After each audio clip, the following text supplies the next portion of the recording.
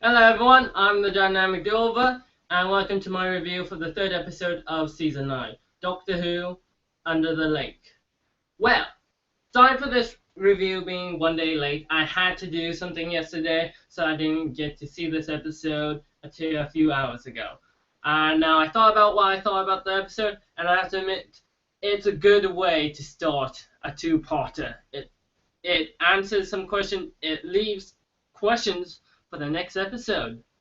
And I think this is a great episode because it's the beginning of October, Halloween month on my channel. And yes, I'm really glad this was the Doctor Who episode I first saw in October because it was a chilling episode to say at least. So, the episode summary is people are dying, but they come back as ghosts. The Doctor and Clara arrive on an underwater base. And what they find, the ghosts are walking among the living, killing as many people as they can to recruit to their dead army. Now, can the Doctor and Clara find out what's causing these ghosts? And where did this mysterious spaceship in the hangar bay come from? Now, judging from that summary, this sounds like a good episode, and it really is. Because we begin the episode in the hangar bay with this military commander and these scientists who are working for this mining company are studying the spacecraft.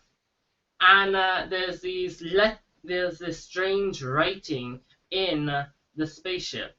But then the commander of the commander of the base gets the ship activates and the booster cells activate and it ignites a fire which the commander dies in. So everyone else gets out of the hangar bay, and what they realize, they find the commander right behind them, with no eyes and see-through. Then we cut to 3 days later, and the Doctor and Clara arrive. And you can kind of see that Clara is changing. Like, she's no longer that person who's now just focusing on two lives. She's committing to life on the TARDIS now, who wants to be in danger a lot, who wants to explore. And this is touched on in the episode when, after the Doctor and Clara encounter the danger, they head back to the TARDIS. And you could see, Clara's excited. She wants to go out there and face these ghosts head on. And the Doctor realizes it. He tries to tell Clara in his own ways that she needs to not be like him, that she has to be her own person, like maybe take up a hobby or get in a new relationship. But I like how we see Jenna Coleman and Peter Capaldi act against each other. They have great chemistry. This is one of my favorite moments. All the scenes with the Doctor and Clara. Clara's not pushed to the side in the last two episodes. This time, she's thinking on the Doctor's level. And this can only lead to a fate worse for Clara in the season finale, but that's the season finale. Let's stay on this episode. So, the Doctor and Clara encounter the ghost. One of them looks like Abraham Lincoln, which turns out he's this alien that was in the God complex. I can't remember exactly what that alien race is called, but I know they hate violence, they scare easily, and it's interesting to see this Victorian era alien in this 22nd century base. And it is in the 22nd century, now I realize I forgot about that. So the Doctor and Clara escape from the ghosts after they tried to kill them, after leading them to the ship. They decide to kill them now. They grab a harpoon and an axe, but Clara and the Doctor escape to the safe room on board the base, where the rest of the crew are hanging out. you have the mining company's boss, and you have this person, the second in command, who can only communicate by sign language, and you have her translator. Then you have, well, basically a military personnel and a scientist. So we know that the Doctor, like the Doctor tries to tell them they're not ghosts, like ghosts don't exist. But then he soon comes to realize that they are real, and the Doctor is so excited about this, and he's just so excited. He just wants to scream to the heavens that he finally encounters something he cannot explain yet. And yeah, we kind of see like the Doctor's personality from season 8 resurfacing itself, and you can see Clara's trying to help the Doctor with that by giving him cue cards. And yeah, I really like the scene when he reads the cue card, like, I promise I am sorry for your friend / family member, and I shall do everything in my power to make sure you guys don't lead to that same fate. I really like how he just reads that off the card. And yeah, then we head to that TARDIS scene I spoke about, so we can skip that scene.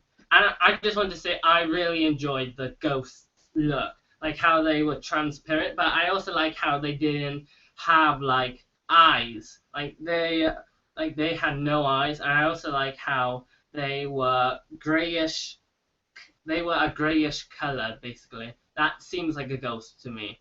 And how they were trying to communicate, but everything that they spoke just didn't translate. Like, it couldn't be heard by our ears.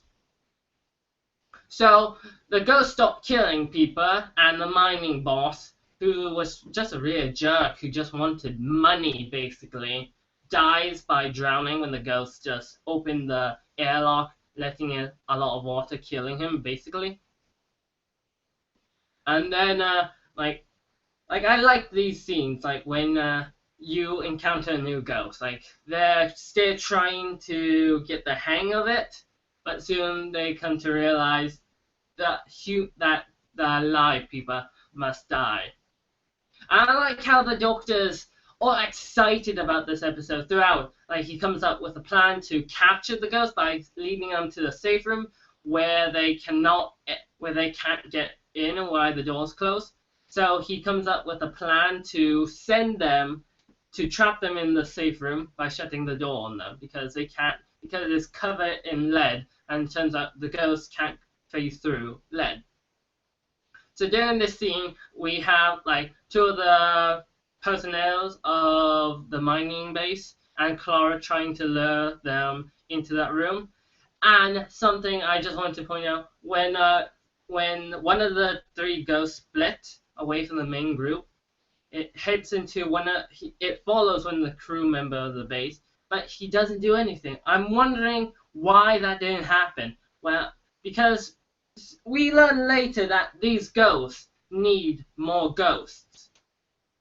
But I'm just wondering why they didn't kill him off. A question to be answered next week. Like, this is trouble reviewing a two-parter when it first airs. Like, you think, I wish I know all the answers. Like, that's what I'm thinking right now. Okay, so another thing I like is how the Doctor tries to communicate with the ghosts by pulling out the sonic sunglasses, which I don't like. I think we should just go back to the sonic screwdriver, not the sonic sunglasses. I think they're just stupid. Like, the sonic screwdriver has been with the show since the 60s. You can't get rid of that. It's like getting rid of the blue box. The TARDIS, as it always looked, like turning into a red telephone box. A blue police box. Like, that's... The sonic screwdriver is something you don't get rid of. Yes, you can give the Doctor a new sonic screwdriver, but don't get rid of the thing that makes Doctor Who.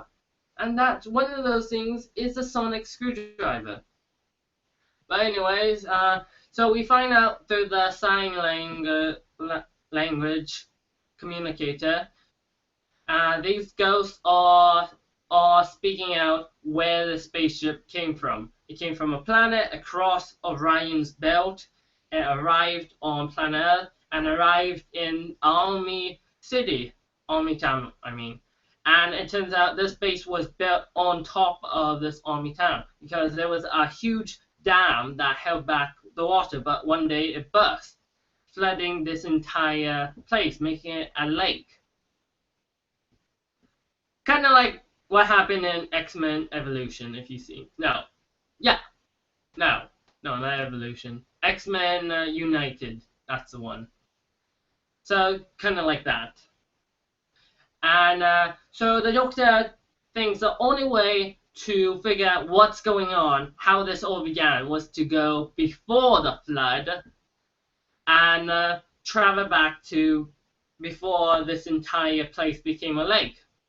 So, but then it turns out something has gone wrong. Because the ghosts are in the safe room, the computer cannot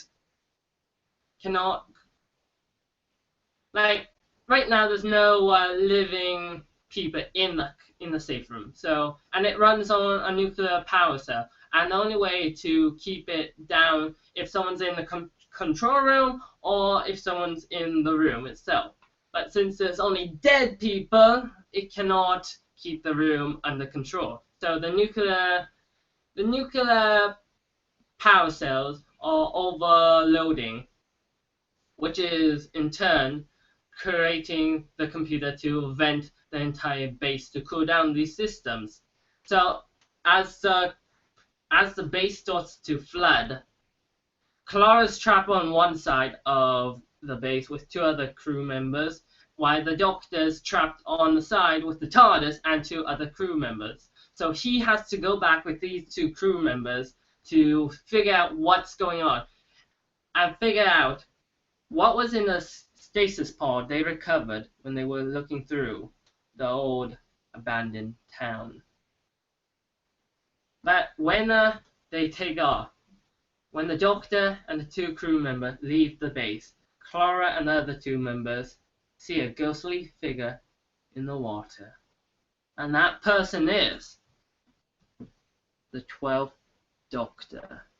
The Doctor dies somehow in the next episode.